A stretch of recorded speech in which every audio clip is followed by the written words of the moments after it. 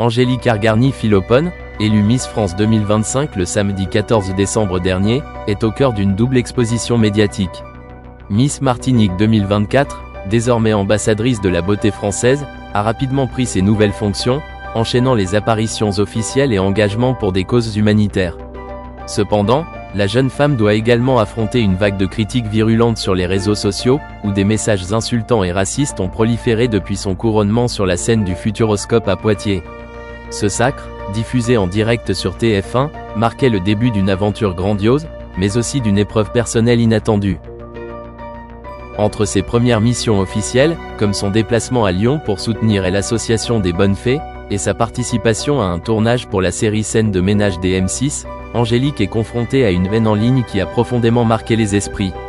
Ces attaques, visant à dénigrer non seulement sa personne mais également ses origines, ont rapidement suscité une réaction.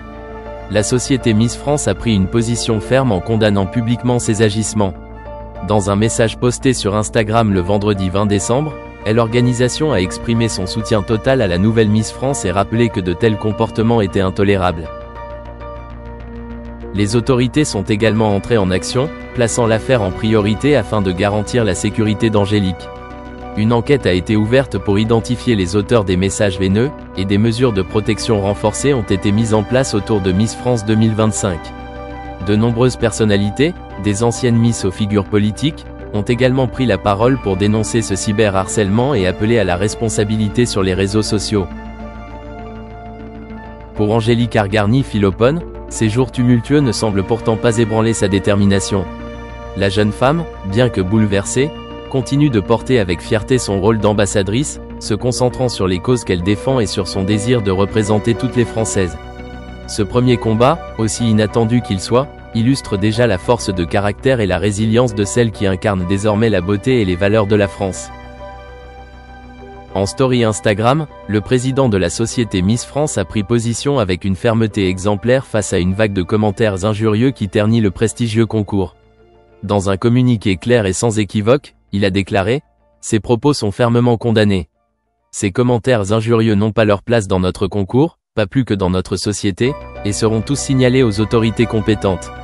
Le harcèlement et le cyberharcèlement sont punis par la loi. » Une déclaration saluée par de nombreux internautes, mais qui met également en lumière un problème persistant dans l'univers des réseaux sociaux, où les critiques acerbes et parfois malveillantes trouvent un terrain fertile. Au cœur de cette polémique, Angélique Argarny-Philopon, Miss France 2024, âgée de 34 ans, se retrouve sous le feu des projecteurs. Si son âge suscite des débats pour certains, les attaques vont bien au-delà.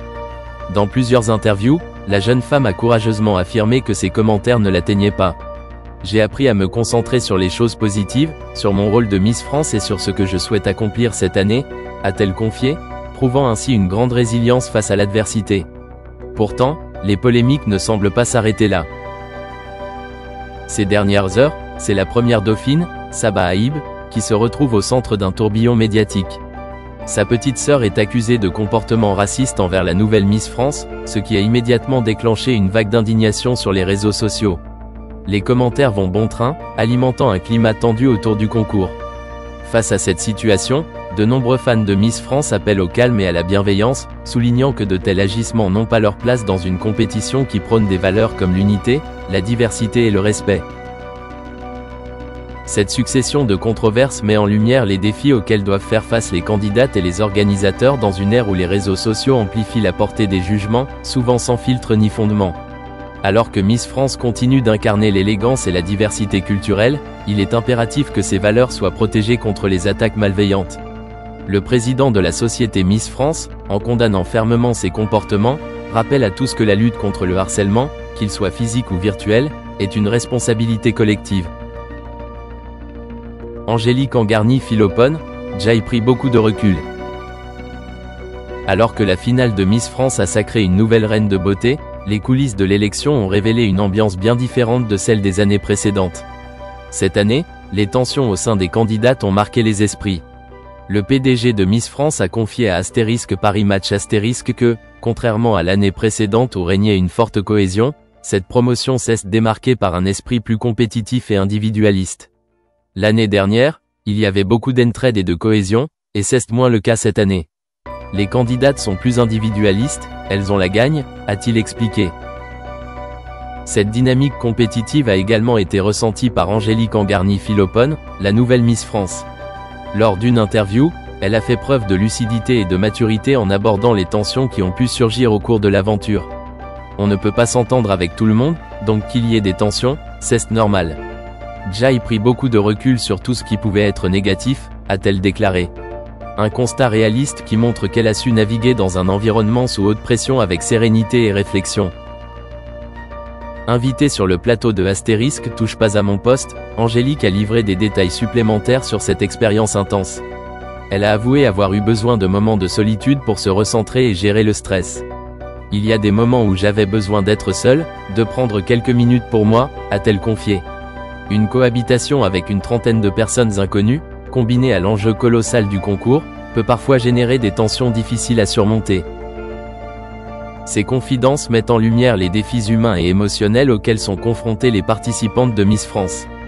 Bien que les paillettes et le glamour du concours captivent le public, les coulisses révèlent un univers où la pression, les ambitions personnelles et les différences de caractère se mêlent.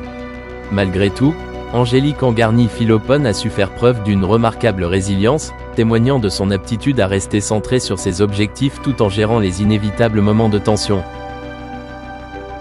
Cette capacité à prendre du recul face aux aspects négatifs de l'aventure montre la force mentale d'Angélique, un atout qui l'a sans doute aidé à décrocher la couronne de Miss France. Son authenticité et sa transparence dans les médias renforcent son image de jeune femme mature, capable de surmonter les défis avec élégance et lucidité. Si cette promotion a été marquée par un esprit de compétition plus aiguisé, Angélique prouve qu'elle est prête à incarner ce rôle prestigieux avec intelligence et les succès occasionnels de la gestion d'un mont-de-piété, où la gestion de la valeur, de l'authenticité et des changements du marché est cruciale pour réussir dans ce secteur unique. Chumlee a parlé de ses meilleurs et de ses pires achats au cours de son séjour au mont-de-piété, ce qui lui a permis de comprendre les hauts et les bas de la vente d'objets uniques. Il a ouvertement admis avoir fait l'une de ses pires affaires avant le début de l'émission. Une guitare basse qui s'est avérée fausse et qui a été mise en gage pour une somme importante.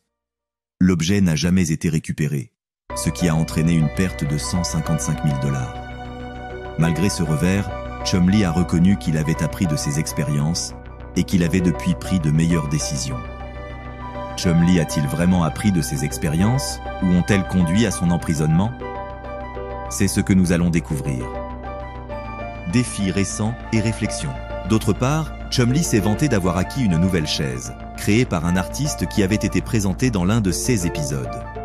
Pour illustrer son amour de l'art et du travail exceptionnel, il l'a qualifiée d'œuvre d'art pratique, faisant l'éloge des produits qui allient forme et fonction. Lorsqu'on lui demande quel est son